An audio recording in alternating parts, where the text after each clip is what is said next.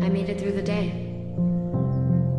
I must have said, "I'm fine, thanks." And I'm fine, thank you. At least 37 times. Look, I'm fine. I'm okay. I promise. And I didn't mean it once.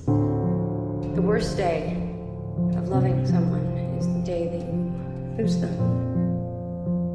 I feel hopeless, depressed, angry, but most of all, I'm scared.